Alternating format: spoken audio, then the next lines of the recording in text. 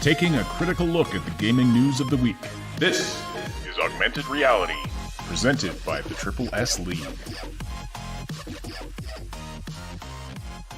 Hello, everybody, and welcome to the Wednesday show. This is the Augmented Reality Podcast, your source for news, leaks, and insights about games and the gaming industry. And there's lots to talk about with the gaming industry today, so definitely stick around for all of that for the next hour. I will be here with you, along with industry analysts Obsidian. We also have Moontag, and we also have a guest with us today, the illustrious Max Derrat, fellow content creator and YouTuber that we collab with fairly often. Welcome to the show, Max. Great to have you. Sony by Konami? Sure. Nope, not yet. What the heck am I doing here? Bye. Oh. Did Sony buy Konami? I gotcha. I thought you were... Never mind. He's doing the meme. So anyway... The meme, yeah, this is like, we're going to talk a little bit more about the money side of things, but we also have a couple other stories today. South Park has announced they have a special hour-long special episode coming in on September 30th. Yes. So that's going to be hilarious. We've also got there is going to be more Rick and Morty out before the end of the year. We also have a big update that dropped earlier today about romance and companionship with an amazing short from Baldur's Gate 3. It was hilarious. If everybody was wondering that, is Sev actually going to be in that suit of armor again? Not just is he going to be in the suit, not was he just going to be in the breastplate. Is he going to be in a full suit of armor? And the answer to that was yes, sitting around a campfire, no less. So even more fun. And then in other minor news, which we probably won't talk about at all, Elon Musk has developed and dropped a brand new battery today. Really amazing, actually. It's actually, for tech nerds, like, go check that out because it's pretty darn cool. They've upped battery efficiency by 16%. That's huge. Like, it's really huge. That is really awesome. I wish we could talk about that. Unfortunately, we are pressed for time today with all the other topics we have to get to. But since I've mentioned it there, let's talk about Baldur's Gate 3. So Baldur's Gate 3 is being delayed. The good news is it's only being delayed by one more week. So October 6th is now the date for the release for the early access of Baldur's Gate 3. Now, to commemorate this, the official Baldur's Gate Twitter account actually changed their Twitter name to Baldur's Late. So that was rather funny. And as you said, Saib, they also put they put out a big statement on their Twitter account about why this is happening, but basically it's to just do some finalized testing. They're using some sort of super AI, gamer AI that is playing through the game, and it's stress testing the game, pushing it to its limits. It's also checking on the localization. It was really interesting that they have that. So they're using this AI to try and break the game. Remember when I was talking about how, like, some gamers can find out that if you talk to this NPC and then you run up this hill and you make a stack of giant, you make a giant stack of crates and then you explode a super spell off the top of it that you can then kill one-shot any mob in the game. You know how insane and ridiculous it is for somebody to have found that by accident, or not necessarily by accident, by trying to, like, find ways to break the game? That's what this new AI is doing, but it's just doing it on a multi-million, like, many it's literally times faster, doing it nonstop. Yeah, it's doing it a million times faster. So it's very cool. Yeah, it's very cool. That's extremely. Brings a lot of efficiency to the QA testing, I guess. But anyway, so that's the basic reasoning behind that. So not much more to say there. But you said, Saib, they did bring out some info about the romance and relationships in the game. Anything you want to touch on there? It looks great. Like, it really looks great. You can bone, so there's that. We knew you could bone. Because, when you're sitting around and somebody does something insulting and they're like, "Hey, I have a bone to pick with you. How dare you? You killed that, orc or whatever, and I wanted to use them as, whatever." It's like, yeah, that's obviously you have a big bone to pick, and so you sit around the campfire and you complain and you get it all out of your system, and that's the boning that you get to do in the game. Uber realistic boning. Yes. Yeah. You pick the bone? Is that what you do with it? Yeah, I'm speaking in code for the sensor, but yeah. There's also the other kinds of lots of different kinds of bones. Well, okay, but we knew there was going to be romance quests, etc. Hey, okay. Yeah. So what is there any new info yet about how fleshed out those are going to be, like what it's going to look like? I haven't had it really deep. Yeah. Like the systems are incredibly deep. If you are so this again, I watched this today. I don't know if this is 100% of the way that they're describing it, but I'm going to try my best to like interpret what I feel that I heard them say. In a scenario, if you are in a group and you do not have a love interest and you're all standing around and talking about things, the game will play out and show the cinematic in a fairly normalized group functioning way. But if you've been cuddling up to one of your companion characters, this companion character might be sitting closer to you during that same cutscene. Interesting. Because they like being near you. And so therefore there's more of a closeness thing. So instead of you guys sitting around a campfire in say a group of 4, you're sitting around a campfire in a group of there's 2 individuals, and then there's like you and your buddy, and they're like, she or he is like right beside you, like, talking right beside you. And it's a subtle change like that completely changes the aspect of the game. Like completely. Like the cinematic scope of the game is going to move from, this normalized, like everybody's having the same conversation, just it's a different tune, right? Or tunes, plural. To now it's like, oh, me and so are together, so we're cuddling up over here. And trust me, if this system is as robust as they're suggesting that it is, then modders are going to find ways to do insane things with this. You could have 5 or 6 group, what's a group date when it's like 8 couples? Like, what do you call that? Depends how dirty you want to get. Yeah, I suppose. But yeah, you can literally start having like these things in the game, which means that these might be tools that might be available for like, certainly, like if they have the system available, then I can see this in a scenario where you're playing it with friends, online, and you're doing like a custom campaign, like a custom built campaign by a GM who's using assets and pre-made assets from a couple of modders or designers or level creators that are posted online on Nexus or whatever, and they're creating this like go by or week by week campaign. But you and your friend can develop this relationship in the game and have your characters reflect that. It's like, oh my god, this is crazy. That is really awesome. It's always disappointing when you do undertake a romance quest and then it just doesn't affect the game at all. Yeah, it's like especially when it's like how it's things like, go. Yeah, the line before you do the romance quest is like, "Oh, I think that's a bad idea," and then you do this romance quest. They're like, "I pledge my undying support for you," and then you go through that same dialogue, when it happens on your second playthrough or something like that. But this time you're literally in bed with this companion, and the companion says, "Oh, I don't think that's a good idea." It's like their minds don't change, right? Because nothing changes within the game. So this may not be that deep initially, but they're laying the groundwork for that to become that deep. And this is why Larian's really, really knocking it out of the park, because all of the cool things that you're seeing, almost all of them are going to end up as systems within the game that the players or the GM can use when hosting literally a live like D&D tabletop experience, which is what I have been so excited about this game forever. I cannot wait to get our community involved in this. I can't wait to play what they create. I can't wait to let them play what I create. And yeah, this is huge. So Baldur's Gate, it keeps moving up the list. Oh my goodness, it's great. And a week delay, that's fine. I can. Week is not bad. I think we all. A week is not too bad.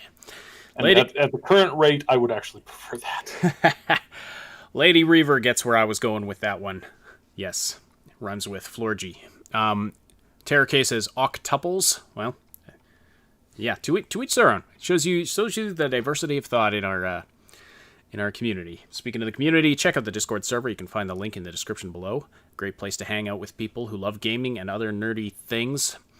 Also, if you haven't already, slam that like button, please. We really appreciate that. Shows YouTube that you appreciate this content and helps us expand. And we have also subscribe. By the way, we're hearing some things about YouTube that are starting to suggest that subscribing is going to be more important than ever. So if you are a regular listener of the channel and you haven't subscribed yet, we're pushing towards 40k subscribers. We'd love to hit that soon. So yeah, definitely please subscribe to the channel if you appreciate our content. Okay, so that's the Baldur's Gate news. We don't have much on Cyberpunk this week. There are some new screenshots, which I'll share and we can discuss if there's time. We're going to do that at the end of the show, though, because we do have a lot more to talk about. Less than 2 months. Less than 2 months away, yes. And as far as we know, there's going to be no more delays with that one. But yeah, we're Knock on wood. We're pretty stoked for that. Well, it'd be very difficult for them to delay it at this point. Yeah, they're fairly well locked in. Like it would take something pretty big for them to delay it at this point, because then they have to move a lot of things. Like it's getting to the point where they have to manufacture the physical copies and send them out and stuff like that. And yeah, Good. yeah. All right. We won't talk about this a ton. Of course, the big news this week is that Microsoft bought Bethesda. We're going to get to that next, but just kind of following up on the Tencent news that we've been covering over the last while. Tencent, of course, Chinese company that is very connected to the Chinese government over there. Anyway, it's been reported now that the U.S. government is investigating gaming companies that are connected to Tencent, including Epic Games and Riot Games. It started with apps like WeChat and TikTok, and now it's turning to these game companies, of which Tencent holds a large stake of ownership in many cases. Apparently, letters have been sent out from the U.S. Department of Commerce inquiring of these companies about their data security protocols and their relationship to Tencent. And apparently they're looking for info about how these companies handle the personal data of their American customers. All right, gentlemen and lady, what are your thoughts? Good. That's my thought. Yep. Yeah. Yeah, good. You know that scene where Donald Glover's talking about his cousin who ruined his s'more and now he's going through some rough stuff? I'm like, good. You deserve that. You ruined my s'more. Except in this case, they ruined games. But no, like everybody is responsible for who they get into bed with at some point. You have to be responsible for the company you keep. Like literally. Like the things that are going on in certain places in the world with certain, ethnic people being obliterated. You don't just saddle up to them and go, well, guys, it's good business. It's really good business. Like, you see how much money we make from this? It's like, without getting political, it's disgusting. And yes, please investigate them. I want to know if there has been, if somebody's been downloading our data to use it as tools to like spy and to change what you think and to, find clever ways to like make you think certain things or say certain things. I'm not talking about like something overly conspiratorial. I'm talking about literally like, good old fashioned like corporations spying on you to find out what's your favorite treat so they can bombard you with this. Do you really like Cadbury eggs? If you really like Cadbury eggs, guess what? Somebody's got a new Cadbury egg hamburger. I was gonna say milkshake, but hamburger works just fine. Right? It's like that. If that's what they're doing, I want to know, because then I want to punish them, because that's unacceptable. I know. A Cadbury egg hamburger? I mean, that's an abomination to nature. Yeah, I No, know. it'd be Right? even worse than that. Pumpkin spice and craft dinner put together. Oh, you heard On a about plate. that, did you? Oh my god, I saw that. It looks terrible. Terrible. What? It's like 2020, just one disaster after the other. This one takes the cake. That is Seriously. peak 2020. Craft dinner pumpkin spice flavor. Which is why I said knock on wood in regards to Cyberpunk 2077, because, you can't rule out anything in regards to this stupid year. Hopefully, that will be enough to soothe the pain so that we can round out 2020, get to 2021 faster. But yeah, just in regards to, dealings with the Chinese government. Look, the Chinese government, if you guys have been following the stuff that they've been doing for the last half century, especially in the recent past with the social credit system and what they've been doing with Hong Kong and, how they've been suppressing the pro-democracy protesters and obviously the Muslim Uyghurs. And, just the natural fact that a communist party is going to have its hand in any sort of business dealing that happens within their country. The fact that anybody over here with that knowledge in mind would do any sort of business with that country is baffling to me, which is why I don't and I know it's more complicated than this, so I don't besmirch anybody that plays Activision Blizzard games or whatever, but I don't personally play them. And I'm really, really glad that the US government is actually going to hold these people to account for not considering morality when it comes to their business dealings. Hopefully the people that have been doing this sort of stuff in league with organizations like Tencent will be able to finally have karma come back and bite them in the ass, because Blizzard's all like, oh, well, we might have a few people show up at BlizzCon and, just shout free Hong Kong, but you guys are still going to play our games.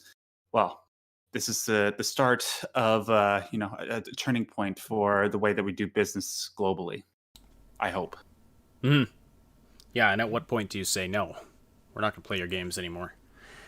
I mean, you're right. There's always there's going to be a large, percentage of people who aren't aware or don't care enough to, stop, purchasing the products they want. But when it's so glaring like this, yeah, it's. I mean, I'm with you on that for sure, and I think that, it's not a. We're not a political show, as I was saying. Without getting political, I think if being opposed to blatant and horrific violations of human rights is political, then fine, I'll get political. Mm-hmm.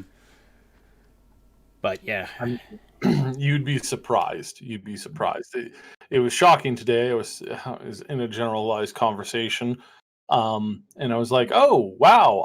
I have to remind people that genocide is bad and that it's not good, and you should not be doing it." I actually had to say that. So, like I said, you'd be really shocked and frankly horrified, like really, really horrified at what you have to remind people. No, actually, you know what? Mass murder is not acceptable. It's just generally not a good thing in every scenario. Can't really think of one that it would be okay. Just just throwing that out there. well, There's so exactly. much more stuff I want to say, but I know you guys said this isn't a political show, so I won't go there. Yeah, it's we want to keep it. We want to keep it fairly tame as far as the politics goes. But to Saib's point, I mean, I would be horrified, I'm sure, but not necessarily shocked. After all, I do work on the internet. I have read many, many things. Yeah. All right, so that's that news. But let's get on to the big news of the week. Of course, Microsoft purchasing ZeniMax Media, the parent company of Bethesda, and that includes Bethesda Softworks, Bethesda Game Studios, and a host of other development companies. id Software, Arcane Software, and just a bunch of other development studios, Machine Games, producing series like Doom, Dishonored, Wolfenstein, and of course, the very famous, I think two of Bethesda's biggest franchises, Fallout and The Elder Scrolls. So Microsoft has made a huge acquisition here, and we put out a video on this earlier this week, but we'll recap it a bit, and then I know everybody here has lots of thoughts about that. So basically the deal's not completely finalized yet, but it's in process, and there's no I mean, they've announced it, so I mean, there's no indication that it's not going forward at this point. So in one fell swoop, Microsoft increased their number of in-house development studios from 15 to 23. So that's an increase of roughly 50%. That's huge. Plus, they now have some of the biggest IPs in gaming under their umbrella. This is a massive move in their competition against Sony. Sony has largely been competing with Xbox in the arena of exclusives. Sony brings a lot of exclusive content to the table. Some really great games that that's kind of their arrow in their quiver to try and snag people into being Sony gamers, like PlayStation gamers, as opposed to Xbox gamers. Xbox, meanwhile, has been trying to compete in the area of offering value. They're trying to expand in a lot of areas. I mean, it's gone to the point where generally anything that releases on Xbox is also released on PC. Like, the two are almost becoming indistinguishable. Like, they're offering it almost as one big platform, Xbox and PC, so you can get an Xbox app on your PC and play games on your PC. Plus, they have Xbox Game Pass, which just it looks like they're trying to make that. That's what they're trying to use as the appeal to get people to come to Xbox. Is we've got Game Pass. You can get all of these games just for this monthly price. Plus, we're going to throw in a console if you sign up for 2 years at this price. So that's what they're doing. But now they've got Bethesda. So if they wanted to make Bethesda games exclusives, they could. They just say, no, you know what? We're not putting Elder Scrolls 6 on Sony. We're not putting Starfield on Sony. Interestingly enough, Sony was reportedly in talks to sign Starfield as a console exclusive before Xbox went and bought them. Before Xbox went and bought Bethesda. So that's interesting. I'm going to talk a little more about Starfield in a bit. Now, Sony did have exclusivity agreements and does have exclusivity agreements for Deathloop and Ghostwire, 2 upcoming games. So very interestingly, 2 of the first games that are going to be released from Bethesda after this deal are going to be PlayStation console exclusives. That's rather funny, if you ask me. But after that, they said they're going to assess things on a case-by-case basis. Yeah.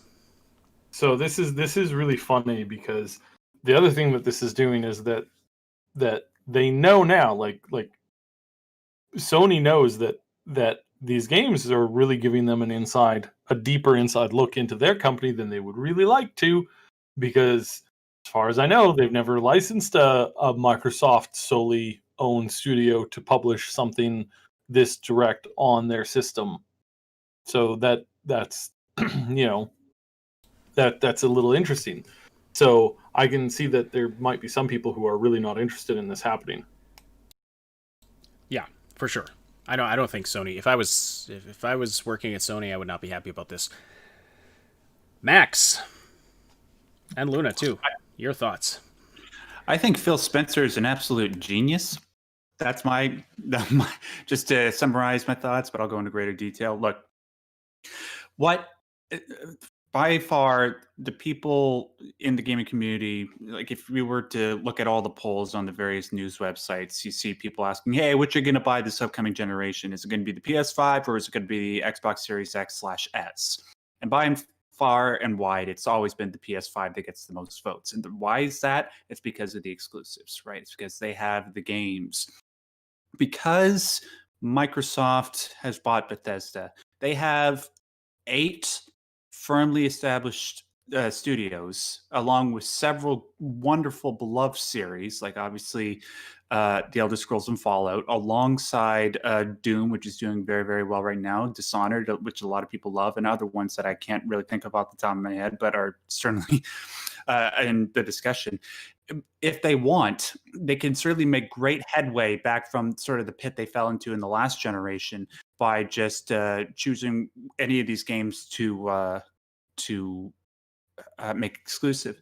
And also, I'm fully I have much more enthusiasm now for the eventual release of the games that, well, there's only really two that I care about coming out right now, which are Starfield and The Elder Scrolls 6, because now that they have Microsoft backing them, and we all know that Microsoft has more money than Jesus, Allah, Buddha, and the Queen combined, they can funnel all that money into these studios and they can buy all the staff that they need in order to get these games done not only faster, but at the same relative level of quality or even greater, because everybody was sort of worried about the direction that Bethesda was going down after Fallout 76. Now that this has happened, I'm totally happy about it. And there was one other thing. Oh, yeah, the exclusivity thing.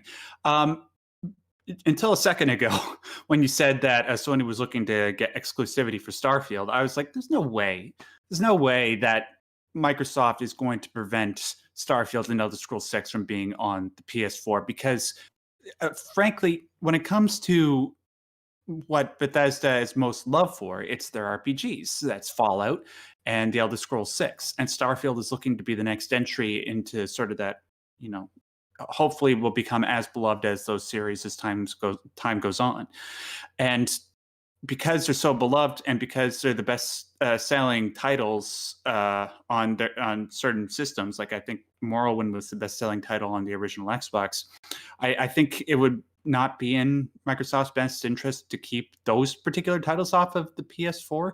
But what you just said there, is that actually true? Or is that just a rumor about them, about Sony originally looking to make Starfield exclusive? No, that was... That's being reported in the news, yes. So I'll look for the source here. It's been confirmed from multiple people that I've talked to. So, okay, and it's been also reported by the likes of... I'm pretty sure it was reported by one of the higher ups. I know also Baldur talked about it. So if that number of people, I believe, I believe there's I don't want to end up putting words in somebody else's mouth, but I've heard at least 3 other major YouTubers talk about that as well. And so there's all this, they're all citing something. I don't know exactly who they're citing because I haven't looked into it, because I was hearing that a while ago. I was hearing that Sony was looking at trying to get this game in, which is one of the reasons why I've been saying for a while that this game is going to be better than a lot of people think. A lot of people fear that it's going to be just atrocious with microtransactions and all that, and it's going to be half as or at least twice as buggy as 76 and all this stuff, and Bethesda's a pile of burning garbage now, and who cares? And it's like nah, you guys don't understand. This has been Todd's baby, and he's put far more care and concern and resources and time and energy into this than he even put into Skyrim. And I'm not joking. The game's been in development for a really long time. It's been in active development for almost 2 years more than Skyrim was when it was released. And if Microsoft takes a game like the one that you're describing there, Saib, and makes it exclusive to the Xbox and PC, that's a coup. That puts them back in the discussion of, I should actually seriously consider buying an Xbox for the people that were like me up until the present moment, PlayStation loyalists. Yeah. So this is one of these things that, again, it's like nothing is guaranteed. Nothing is 100%. There's no magic coin that's going to make Bethesda earn back that respect and admiration of everybody overnight. They're going to have to do that, and they know that now. And we know that there's been other things going on in the shadows that we can't really talk about because a lot of it is it's privileged information. The other bit is we'd have to back it up, and I can't do that. But I can tell you that that the game that we're going to see in the world of Starfield is going to be far better than what most people expect. And do I think it'll be popular in that sense? No, I don't know if it'll be popular in that sense. I know that all I know is that it will do better than it'll be a better game than what some people were thinking it would be. If that makes any sense. I think it makes sense to me, and we are actually going to talk about Starfield a little bit and some things Todd Howard has had to say about it recently. Just in a few minutes here, we'll talk about that. But speaking of Todd Howard, speaking of the environment at Bethesda and Bethesda's recent reputation, and also sort of the general anxiety, or that's not the right word, but the general suspicion people have when these massive acquisitions happen, and suddenly there's big corporate oversight of something like a bunch of game studios. This week, as we've been discussing this with people online and on our server and that kind of a thing, it's been compared to the Disney acquisition of Star Wars and what happened there. Bigger than that. That's the thing. Is it was bigger. It's bigger than they paid more money for that than Disney paid for Star Wars.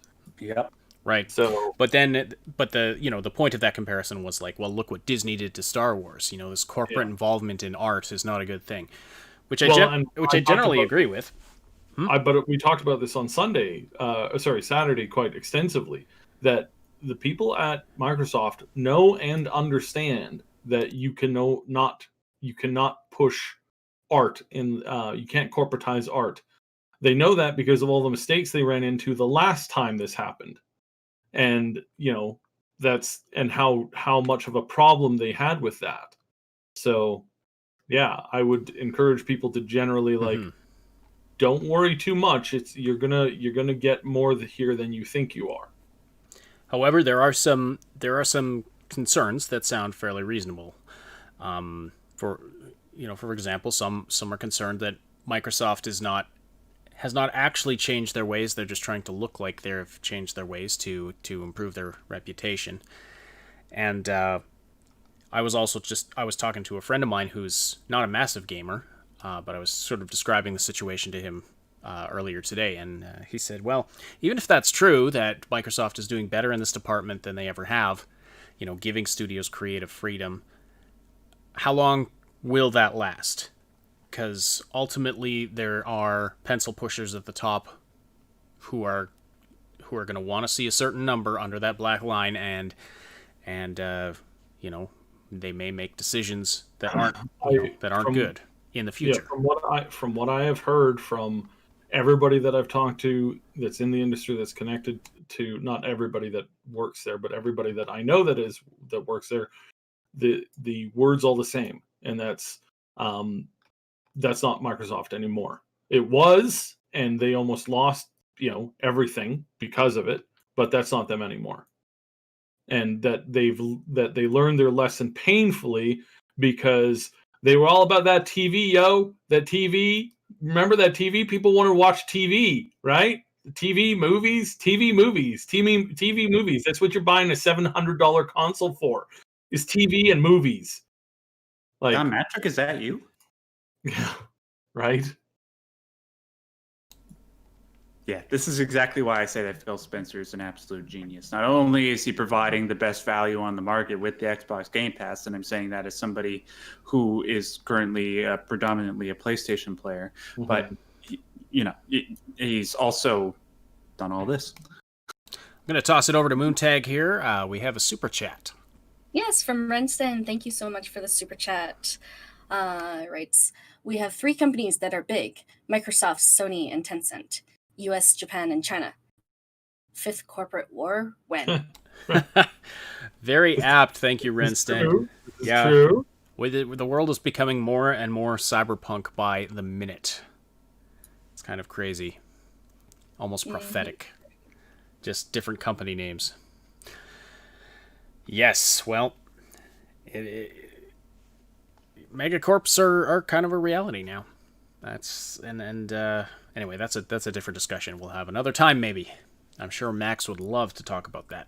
But, but anyway, we'll focus on the gaming for now. All right, so just a couple of clarifications, just to make sure nobody's getting the wrong idea here. This does not mean that every Bethesda game that comes out from here till Kingdom Come is going to be not available on PlayStation. Now they don't own Kingdom Come, though. Well, and after, whenever that sequel comes out. So that was a really good game. So they've said now it could mean that they could decide to put the next Elder Scrolls and Fallout and Starfield and every other game for every other series they own. They could just say, hey, this is Xbox exclusive, Xbox PC and Game Pass. They could decide to do that, but not necessarily. Phil Spencer said they'll take on other consoles on a case-by-case basis, so some of their games could very well still come to Nintendo and to PlayStation. Will they? We don't know. I just want to say it's a gray area right now. Right. They have to be strategic about it. As Spencer said, it's going to be a case-by-case basis. But I'm just trying to think, like, over the next few years when they are going to be releasing the inevitable, like, Dishonored 3, that's got to be in the works, right? The sequel to Doom Eternal, Doom Eternaler, whatever the hell they call it. Excuse my language. Sorry. Like, which of those properties do you think are inevitably going to be Xbox exclusives or Xbox PC exclusives? I think going forward, you're gonna. So this is the scenario I envision. I envision two scenarios here. Either case, current, because I really want to make this extremely clear. Current PlayStation is not the PlayStation of 5 years ago. It's not the PlayStation of 4 years ago. It's barely the PlayStation of 3 years ago. PlayStation of today is not your friend. They are not your buddy. They are not somebody who wants to bring you good games. They are people who want to control everything that you do and that you see. And you might say, Saib, that's ridiculous. You're obviously just really butthurt over something. No, I'm not.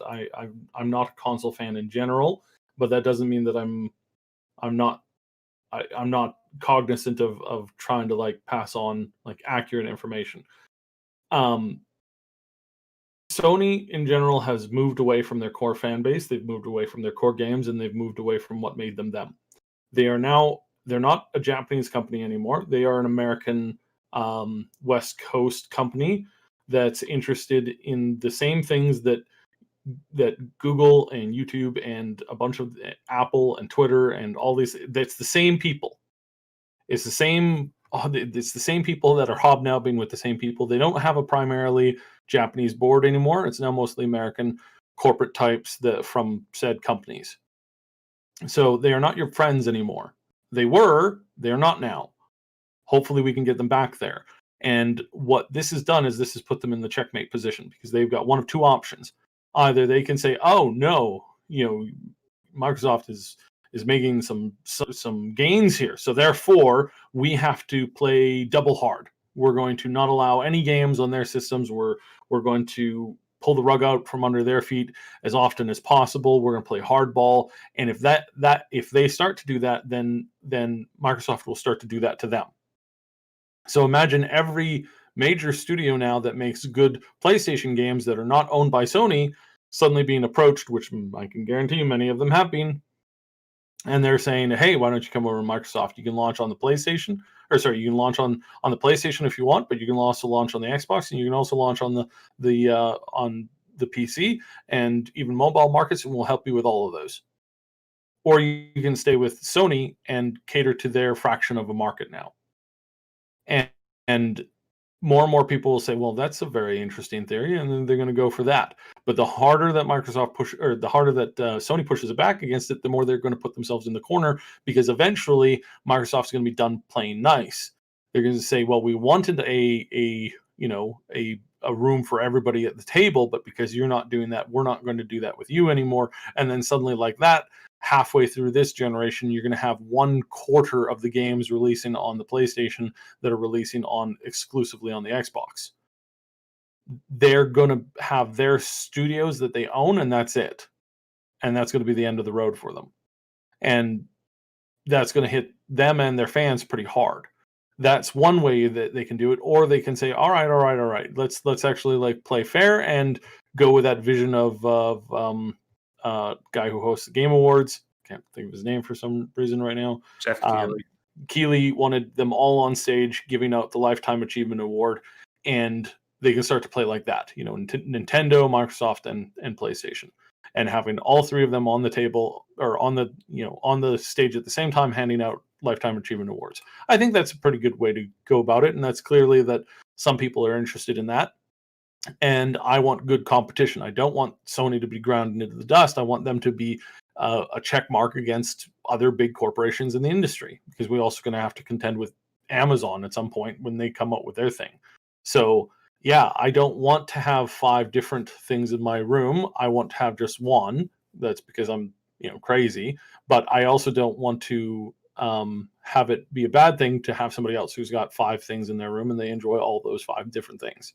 So that's kind of the way that I'm seeing it, is basically they're backed into a corner here with this move, because this move just signals all the other moves that Microsoft is going to continue to make, because they have now, like a year and a half ago, you just said, are you really sure that Microsoft's just not going to call it in and just kind of cut off the Xbox thing and just let them go their own way and fizzle out? Or do you think they're going to double down on this? And I could honestly say 2-3 years ago, I have no idea. They're in a really bad place right now, and I don't know if they can recover. Like, what was it, 3 years ago, 4 years ago, we were looking at the Scalebound thing? Like, what a debacle that was. And the leadership there was just garbage people, just trash, who didn't understand gamers. Then suddenly they bring in a new head. They start doing a whole bunch of this new stuff. Things start changing. It starts moving around.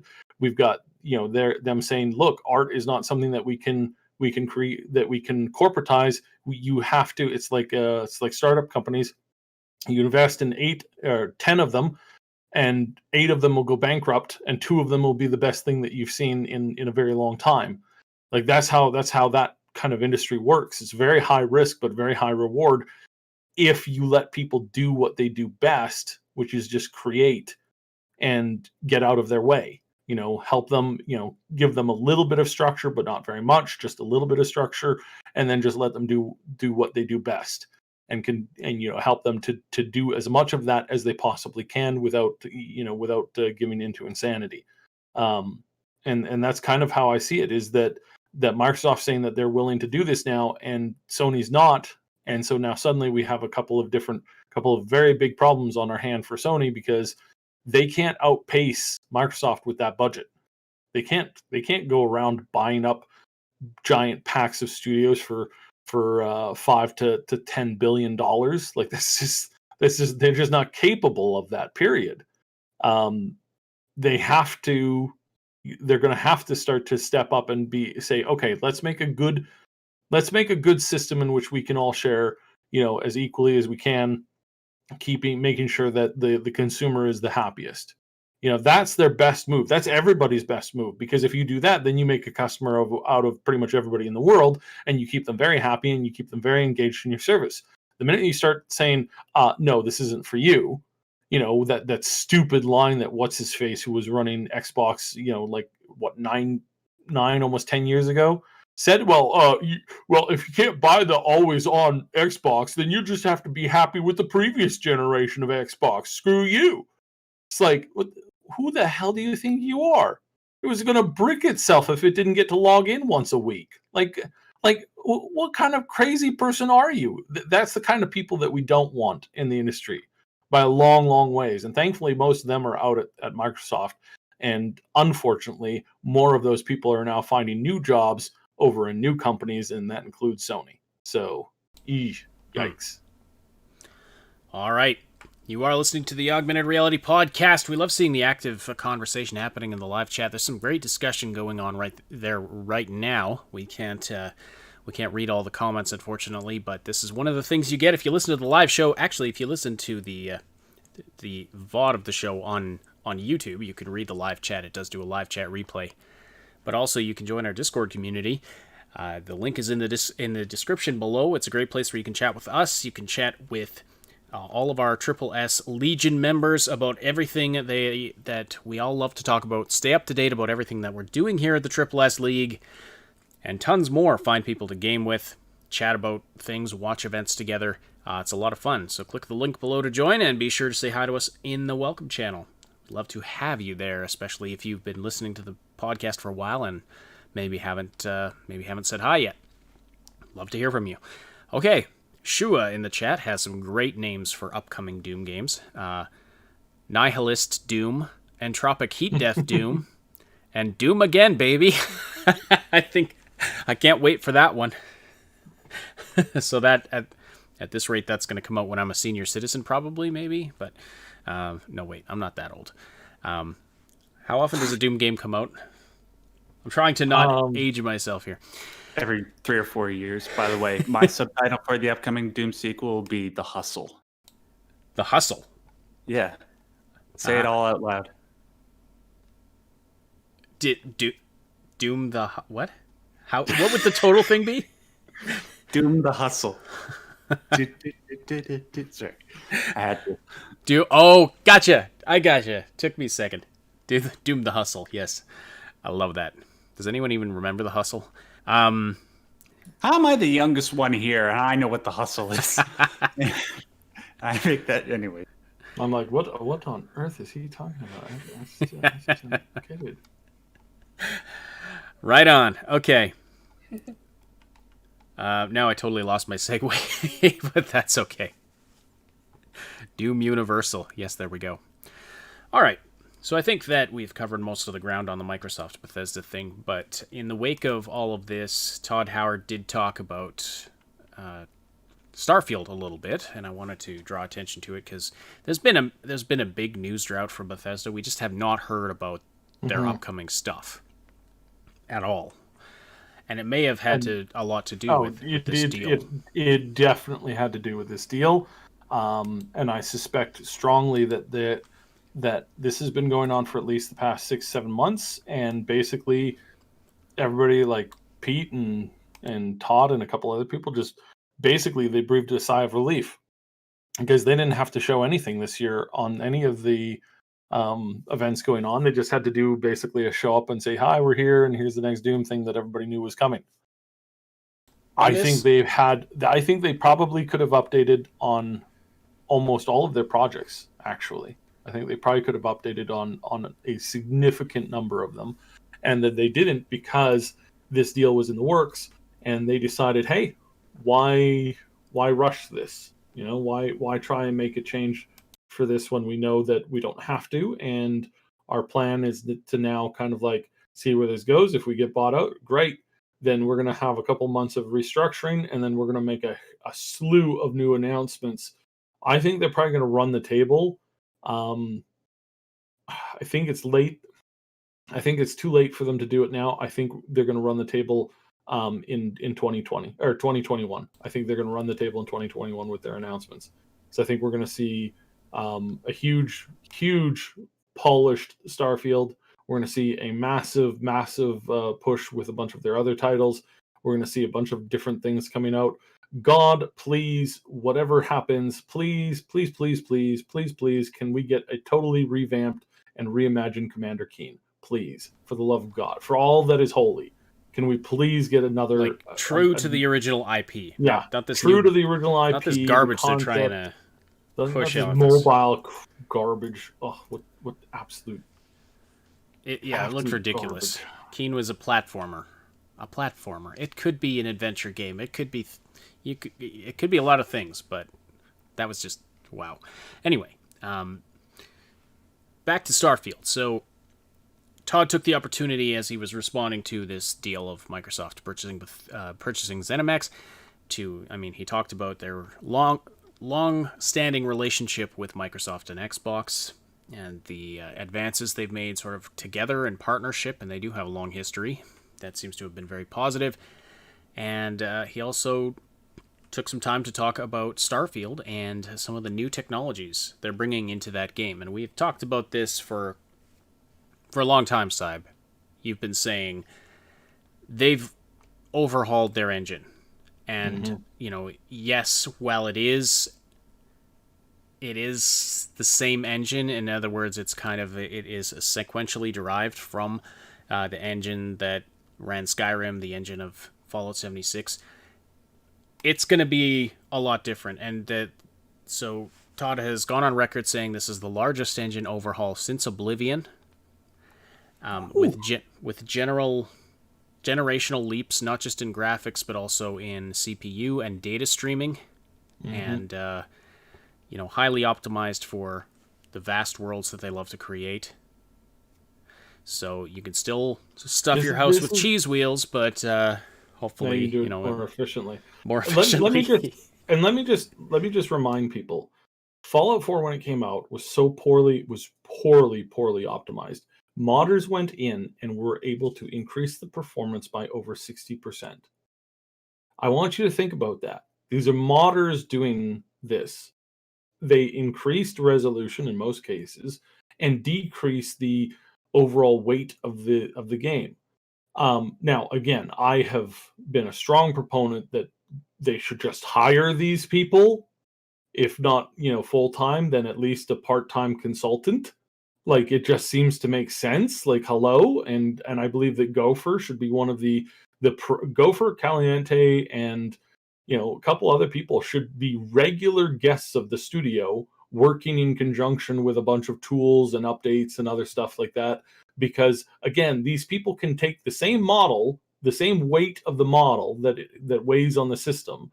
It's a cheese wheel for keeping with the theme, and they can make that cheese wheel look twice as better and use half the resources.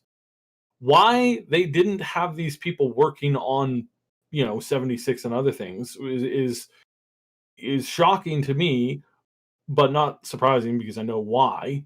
And I can't, again, this is one of these things I can't really mention, but we know now that we didn't, when it came out we were quite confused, but now we know, oh well, it wasn't because of the reason we thought, it was because of a different reason entirely. But now that we have that, now that we have this, now that we're seeing this, and now that we know that I mean, Todd has saw the firestorm that came down from 76, and he said never again. We hope they've alluded to, if somebody's wanting an actual apology, you can't actually do that as a corporate entity, because the minute you come out and say we're sorry, the minute that you do that, you're going to be in litigation, HE double hockey sticks for the next 5 lifetimes, and that's unfortunate that they can't be clear and direct and say, hey, yeah, we messed up, we're really sorry about that, we're going to fix this, don't you worry one bit, we're going to make this right. They unfortunately can't say this. They're not allowed to. It's not like you can't say that, that's not acceptable. Corporate bottom line, local jurisdiction, you admitted fault, now you can be sued by literally anybody who says, you know what? In the morning, I played 76 that evening. In the morning, I was so angry that I got up and I burnt myself on my coffee because I was so upset. Now I'm suing you for $5 million. It's like, you could have that happen if you came out and said, we're sorry, we screwed up. You can't do that in these contexts. Do I like that? No, I think that's a garbage system, and I think most courts should be able to go, come on, he was fessing up to a problem that they caused that didn't make you spill your coffee. Don't be an idiot, But unfortunately, these things happen. So in this particular case, we're looking at this and I'm saying, yeah, I think that they have put far more effort and energy into everything going forward, and that going forward, we will have a game that, again, it may not surprise, it may not make you go, well, you guys are back in my good books. That may not happen. In fact, that's likely to not happen, because a lot of people are going to be very, very wary. But it is going to be good, and you will be surprised. So, this is an opportunity, in my view, for Bethesda to fix it basically hit the reset button on its PR. Kind of, if they find a way to hang out that sign that says under new management, and then just kind of try and do things differently and do things the way that their fans and consumers, people who buy their products, want them to be doing it. I mean, that might work very, very well.